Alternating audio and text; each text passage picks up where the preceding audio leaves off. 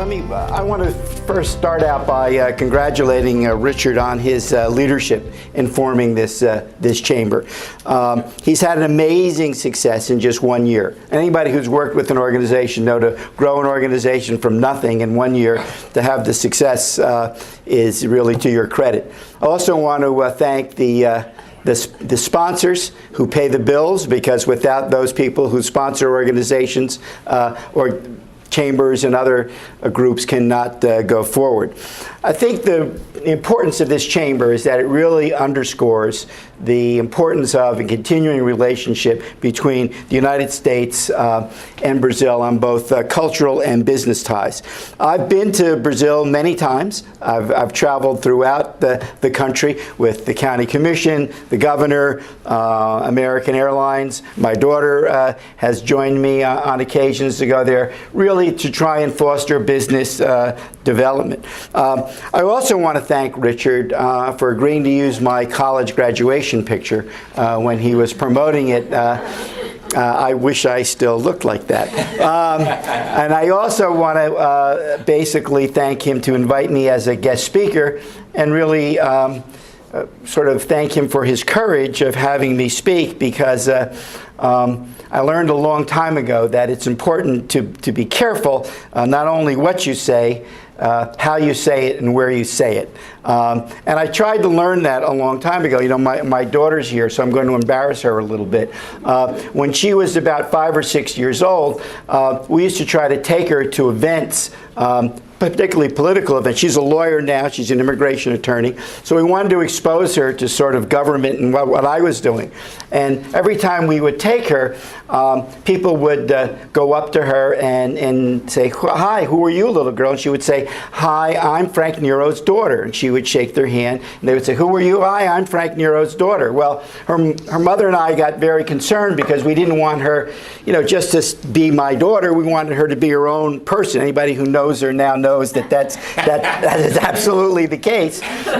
But we took her, you know, home and explained to her and said, "Look, you don't have to say you're Frank Nero's daughter. You can say who you are. That way you can, you know, people will know who you are. Do you understand?" "Yes," she said. So as would have it, next week we went to an event. I was working for the governor of New Jersey at the time. I was in his cabinet, and the governor saw her and went up to her and said, "Hi, aren't you Frank Nero's daughter?" And she said, "Well, I thought I was till my mommy and daddy told me I wasn't." So I learned very carefully my lesson that when folks, you know, you try to be careful, but really, those who also know me knows I really didn't learn my lesson. I sort of say what I think. Sometimes people ask me for my opinion. My answer to them is, do you really want to know what I think, or do you want me to say what you want to hear? Right. So today I'm going to try and do a little bit of both, and hopefully you'll get a sense of what I think about the economy and what's happening here in Miami-Dade County. I think it's important for those in government and also business people. So today I'm going to discuss the topic that I have is Miami-Dade County, an economy at the crossroads. And you know, one of the things that always struck me is that you don't know where you're going. How do you know how to get there? And I think that what is really, the question is, what is our vision, what is our hope and economic aspirations for our future in Miami-Dade County? If our objective is to help advance economic prosperity for everybody in Miami-Dade County, then the answer is, what actions do we have to take to get there? What do we need to do to achieve that goal of economic prosperity for everybody? And on top of what we need to do, the other question is, what resources will we need in order to achieve that goal, and how do we get those resources? How do we do that through the government process? So today we find ourselves, I think, in Miami-Dade County to a similar position to Charles Dickens. We have an author here. Charles Dickens wrote a book, A Tale of Two Cities. For also in Miami-Dade County is that time that he wrote about. It is the best of times and it is the worst of times. We have unparalleled affluence here in Miami-Dade County, but it sits side by side with abject poverty. We have the best and brightest graduating from our schools, but we also have tri-illiteracy and poor basic skills. We continue to experience a brain drain that finds our best and brightest leaving for opportunities elsewhere. But we also have innovation, we have entrepreneurs, we have startups, we have used residential and retail construction projects, yet we have an unemployment rate that's higher than our neighboring counties and higher than the state average. Many who are employed in Miami-Dade County are actually underemployed in minimum wage jobs, often having to work multiple jobs in order to make ends meet. And dual married wage earners is often a necessity in our community as well. We have experienced crippling political and private sector corruption and government inaction. We have gridlock bordering on malfeasance, really, in dealing with the long-standing issues facing our community. Miami-Dade County and much of South Florida is viewed by many as being at a critical period in its history, at a crossroads of decision-making and action as it relates to its economic future. So the question before decision makers and people in public-private sector is, what path at that crossroads should we embark upon? The path that leads us to a cusp of a new golden age of economic opportunity and accomplishment, a path that takes us to be one of the world's great regions, or will we take the other path that keeps us running in place, being a constant also-ran, mired in mud, we kick up a lot of dirt, we spin our wheels, but we have an inability to proceed forward to grab the golden ring of prosperity for all of our residents, not just those who are favored or the political connected or those that are represented by lobbyists. So what does our future hold? Will we become a center for entrepreneurs, startups, new innovators in bioscience, IT, and high tech? Will we compete with the world's great centers for fashion and the arts, create and maintain our own creative class, as another author, Richard Florida, suggests? Shall we become a hub for financial services, the sort of Wall Street for Latin America? Or the hub for high tech, as envisioned by Manny Medina in his eMERGE project that he's working on? Will we become a bustling logistics hub for post-Panamax ships, increasing trade, warehouse, and distribution? Ken, tracks that and, also tracks who's here and what kind of activity. You see his column in the Herald on Business Monday.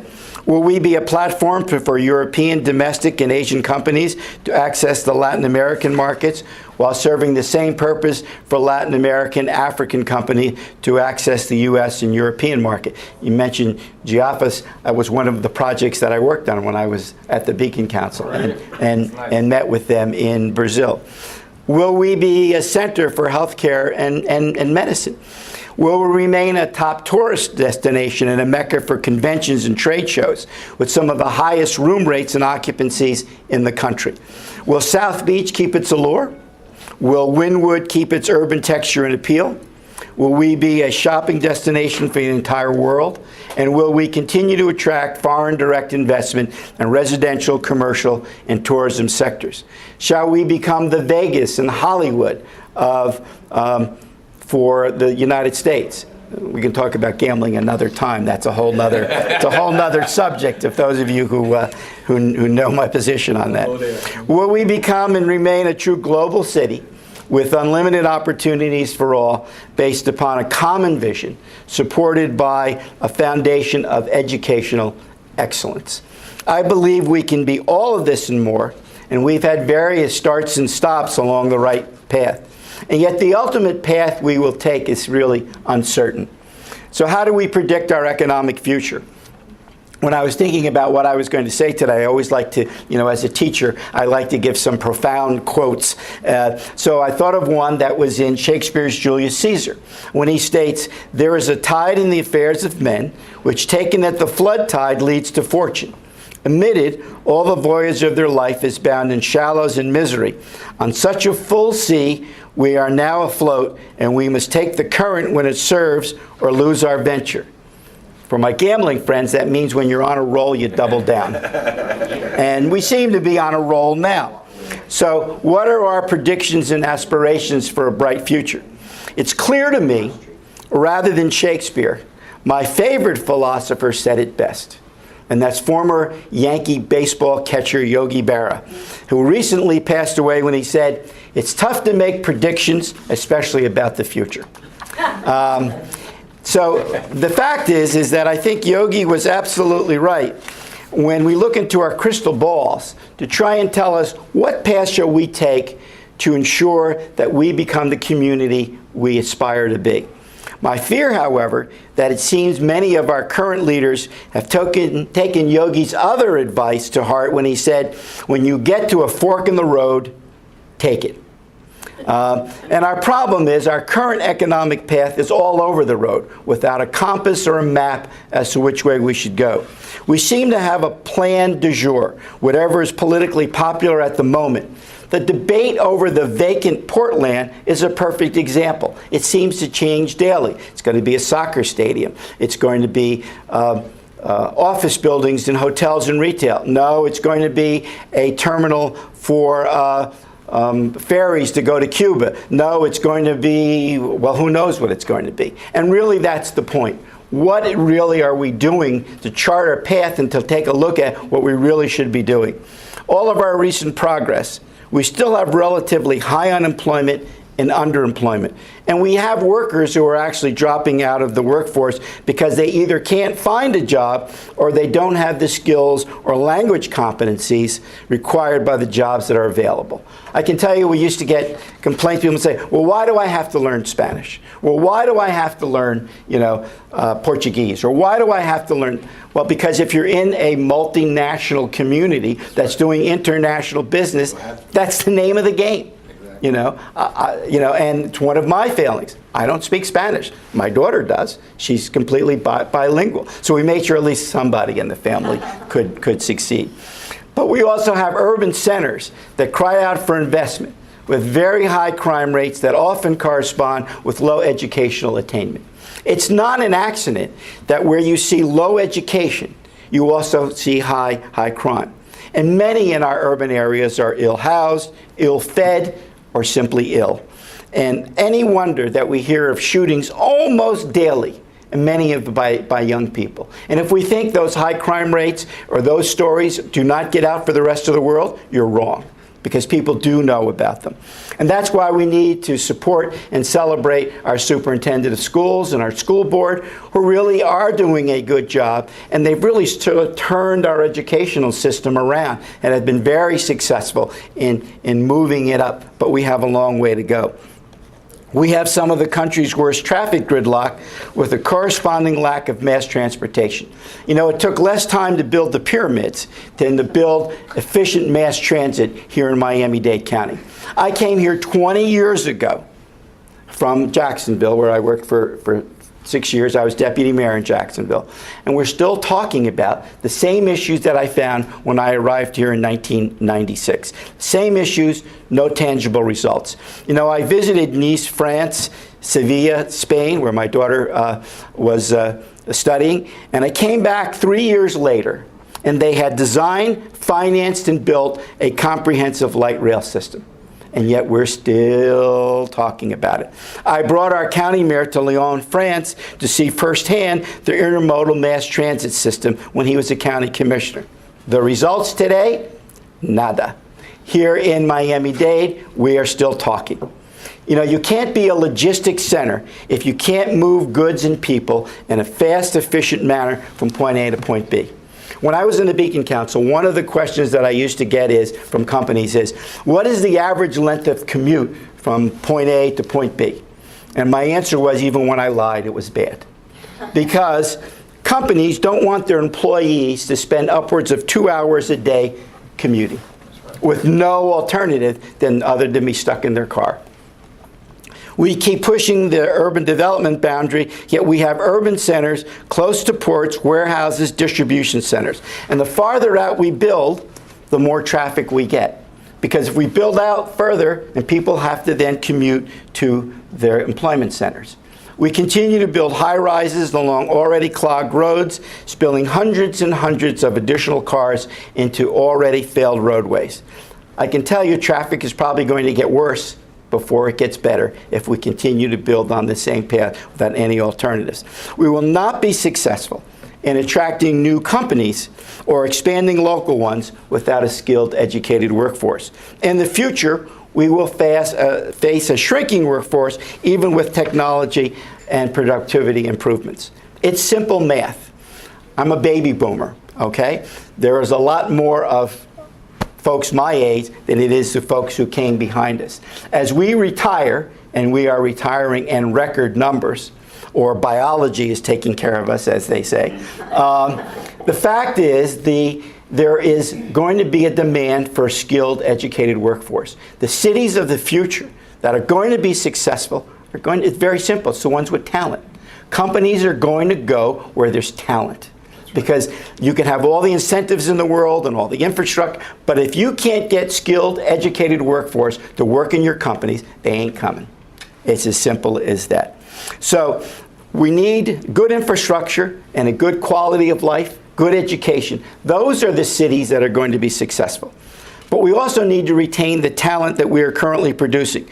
We can't compete if the best and brightest continue to leave. And often they leave behind those who lack the skills the jobs of the 21st century require. So it's a double-edged sword.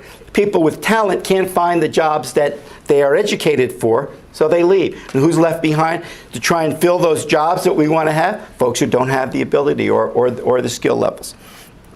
We must be willing and able to not only upgrade transit, but our outdated infrastructure, our bridges, our sewers, our water distribution, and yes, even our roads.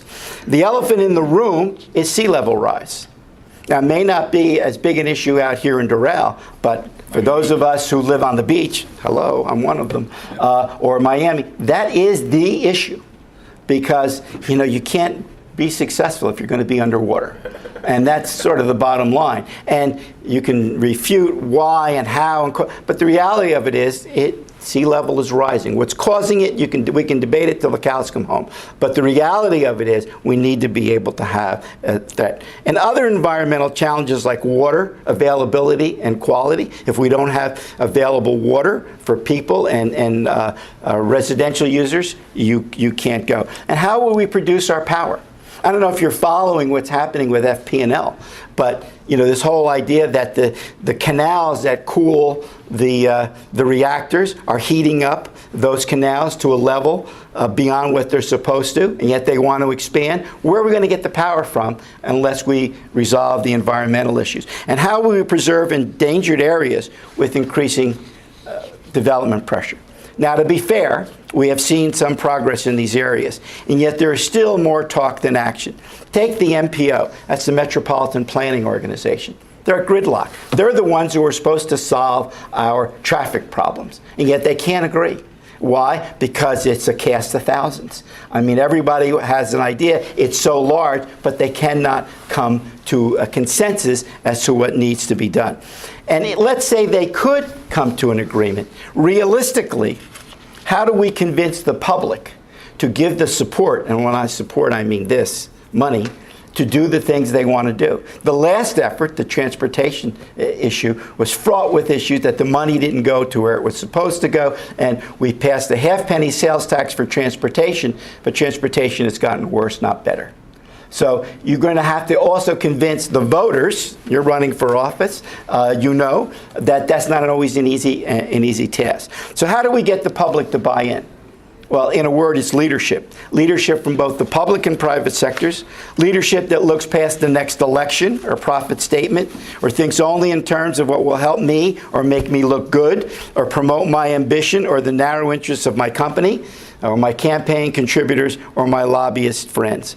Leadership that will move the community forward, that will inspire confidence and trust.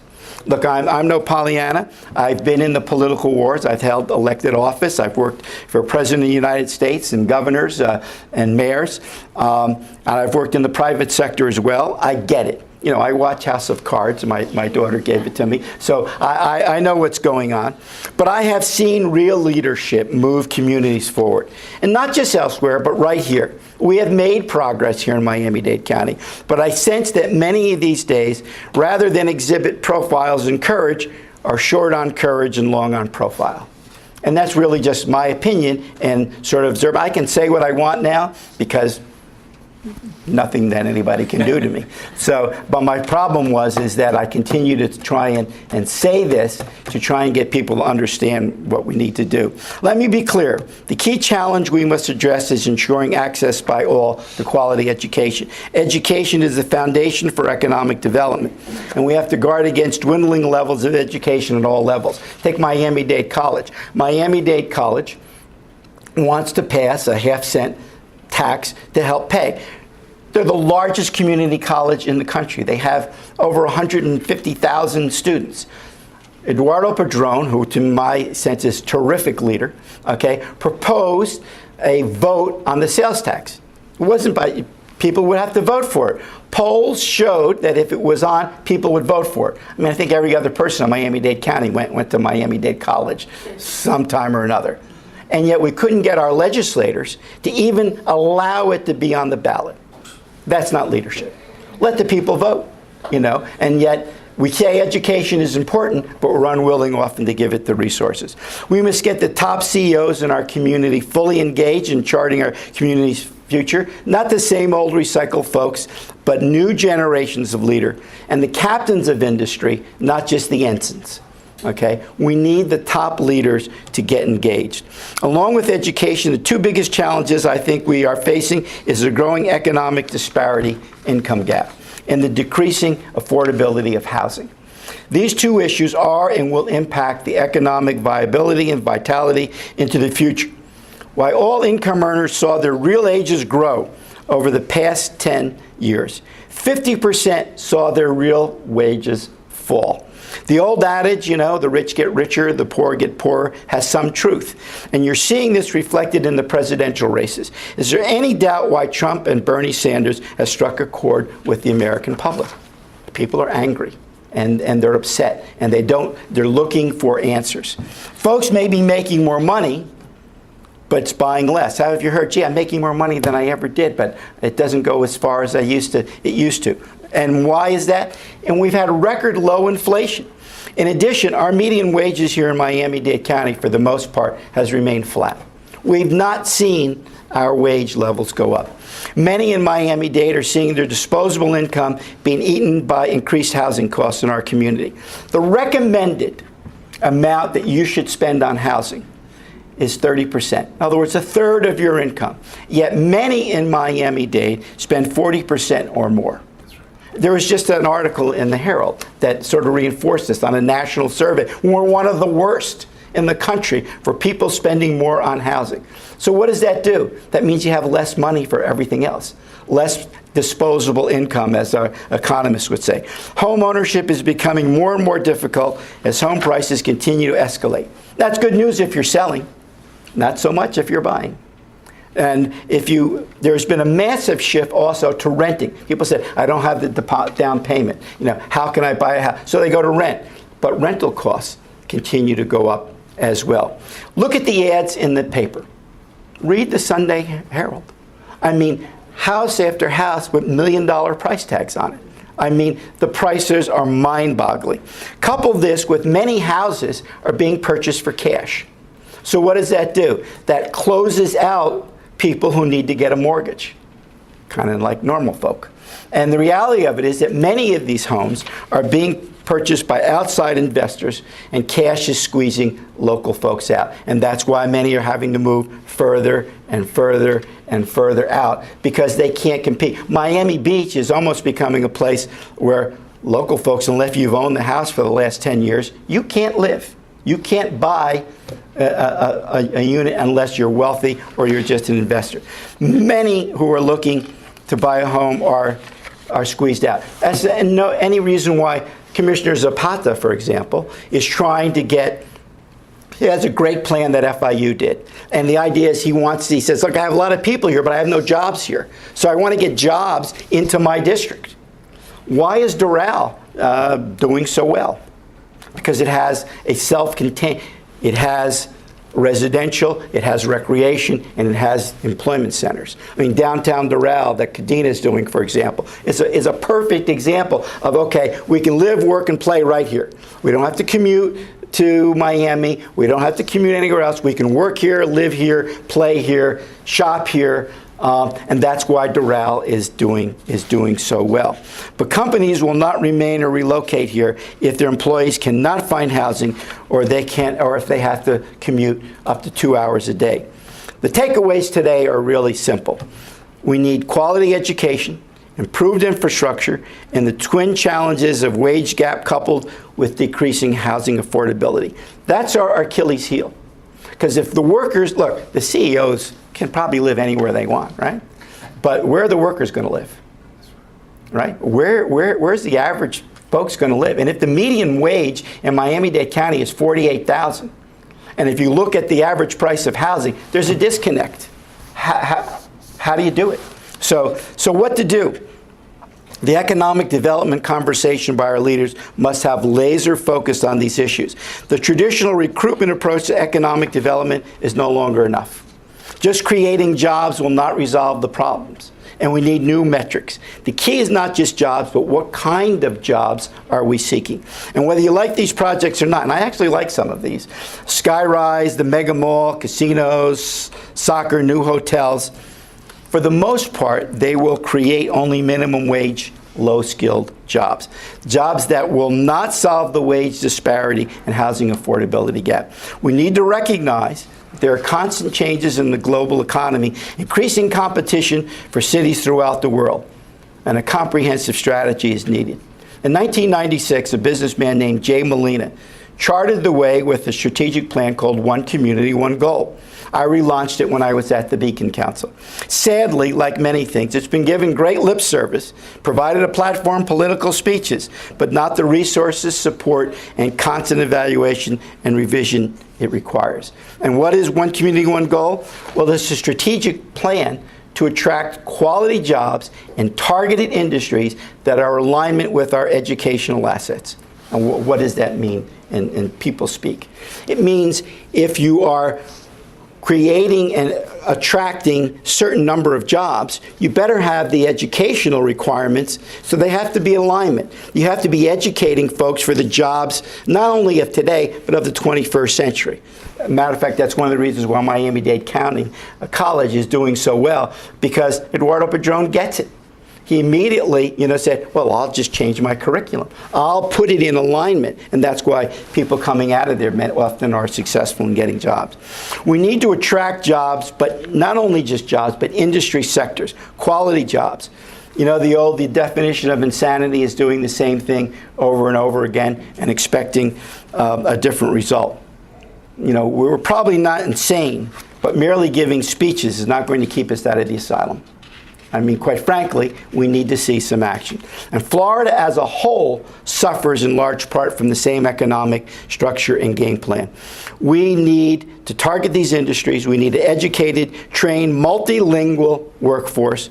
And I believe our educational leadership has taken up that challenge, quite frankly. And I commend the superintendent and the school board. The rest, not so much. I honestly believe that we are falling far short in our efforts to attract and retain targeted industries. We are no longer funding aggressive marketing campaigns, for example, to attract companies. We spend, just in Miami-Dade, upwards of $20 million a year to attract tourists here. Now that's a good thing. Wow. You know how much we spend to attract companies here? Nada. Zilch. Zero. Nothing. Now, we used to have a marketing campaign called Miami-Dade Marketing Initiative. We had about $3 million a year that we would put aside to market the business assets, right? You know what I tell people? What's the difference between RC Cola and Coca-Cola? Marketing, because they're basically the same, okay? But you buy Coke because you see it marketed. Well, you buy Miami-Dade if you know it other than tourism. And again, not to say that tourism isn't important. The One Community, One Goal plan that I talked about said you need to spend at least $3 million, probably $5 million a year.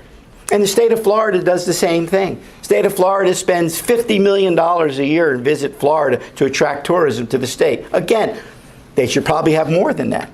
But what does Enterprise Florida have? Who goes to attract business? A couple of $1 million. So if it's any question, well, why don't we have the kind of diverse operations? Well, You know, if people don't know the assets that we have, if people don't know what Miami-Dade is, and how many times do you see people come here and they say, I said, oh, Miami, yeah, I've been to Miami. Really? Where did you? Well, I got off the airplane and I went east. Well, you didn't go to Miami. You went to the beach. You're on vacation. Okay? And when you come here for a vacation, you know, is the weather warm? Are the drinks cold? Is the hotel clean? I'm here for 2 weeks and I leave. If you're bringing a company here, you're bringing your cat, the dog, grandma, and everybody else, and you want to make sure that, you know, you can get the education and the housing that you want. Now, the problem that I see is we've got a lot of task forces, we've got a lot of committees meeting ad nauseum. They keep meeting and meeting and meeting. But we have overlapping responsibilities between chambers and economic development organizations. It pains me to read about companies that are creating hundreds of jobs, whose average salaries are $100,000 or more, places other than here. Why is Chiquita and Broward County? Chiquita, I would think they would be here. Why did Mercedes relocate their North American headquarters? 1,000 jobs averaging $90,000 each with a capital investment of $250 million. It's $250 million, by the way. They went to Atlanta. And yet it was decided by the same person who not too many years ago, when Mercedes was going to combine with Chrysler, you remember that didn't really happen, wanted to relocate the Chrysler division from Atlanta to Miami because he liked Miami better. But why are they now in Atlanta? Why is Hertz, the rental car people, why did they put their, also from New Jersey, I guess everybody left Jersey like me. Why is Hertz in Lee County? Lee County, that's where Fort Myers is. Hertz is in Lee County. The top rental company, wouldn't they be where the top tourism, where their headquarters and operation is? Shouldn't they be here? But they're not. Palm Beach, high-tech companies. Jacksonville just relocated a division of GE. 500 jobs, average salary $70,000. And I love this headline, winning GE, better than the Olympics. You know who just won the corporate headquarters of GE, moving from Connecticut? Boston. Wow. Boston. And why'd they move to Boston? Skilled, trained, educated workforce. That's right. Okay. So that's, I think, the same thing. And look, we've gone after some of these companies, but with a pop gun rather than a bazooka. We had a $75 million incentive fund, and yet they dissipated on projects like Skyrise. We should be concentrating that effort to attract these companies. So what are quality jobs? They're jobs that pay higher wages, have higher income potential, and career advancement opportunities. They are found in companies that offer a complete range of jobs from entry level to senior management. Clear pathways from workers to be promoted as their skills and experience improve. We can do this. We have done this. And to an extent, we are doing this. But we need to do it better, faster, and larger numbers. Now, we have great challenges ahead, but we really need to raise the standard of living here. And not by income distribution, but by creating economic opportunity. I mean, it doesn't work to say, well, he has more money than that guy, so we'll just take a little bit more for him and we'll give it to this guy over here. It doesn't work. What you know, the old rising tide raises all boats. So we want to be able to ensure that everybody has an opportunity, and that's why companies that said, well, you can start at this level and move your way up. But if you're just creating minimum wage jobs that are dead end, that's what you continue to have. Look, a job is better than no job. A politician I worked with in Jacksonville, and he said, there are no bad jobs, there are only better ones. Well, we need to get the better ones. And it's not magic.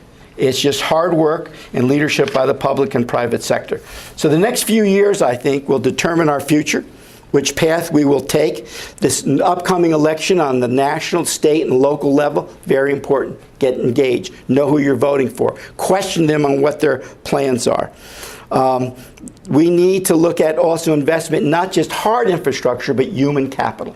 Because at the end of the day, it's going to be what we spend on human capital that's important. So will we follow Yogi's advice when we get to the fork in the road? Or will we powerfully head down the path of economic prosperity? The choice is ours.